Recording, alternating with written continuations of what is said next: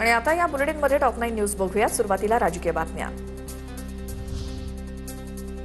Rickshaw taxi चालकांना मराठी सक्तीचा निर्णय लागू करण्यासाठी मुदतवाढ मिळण्याची शक्यता। मंत्री सरनाईकांची आज आरटीओ अधिकाऱ्यांसोबत बैठक। संघटनांनी 6 महिन्यांची मुदत मागितल्यानंतर आज निर्णय घेतला जाणार। रिक्षा टॅक्सी चालकांवरील मराठी सक्तीवरनं आज थोड्याच वेळात बैठक। 2 टप्प्यात मराठी सक्तीचा निर्णय होणार असल्याची सूत्रांची माहिती। 15 ऑगस्टपर्यंत लायसन्स आणि परमिट रद्द होणार नाही। चालकांना मराठी शिकवण्यासाठी सरकारकडून पुस्तिकेचं प्रकाशन होणार। मराठीच्या मुद्द्यावरती सरकार माघार घेते। ज्या मंत्र्यांनी हा विषय सुरू केला त्यांनी मराठीच्या मुद्द्यावरती मंत्रिपदाचा राजीनामा दिला पाहिजे। संजय राऊतांचं नाव न घेता मंत्री सरनाईकांना आव्हान। विलिनीकरणानंतर मंत्रिपद आणि विदर्भातील शिवसेनेची सूत्र हवी। पक्ष विलीन करण्याच्या ऑफरनंतर प्रहारच्या पदाधिकाऱ्यांची मागणी। प्रहार शिवसेनेत विलीन करण्याच्या तयारीत। शिंदेंच्या ऑफरवरती प्रहारचे अनेक पदाधिकारी सकारात्मक।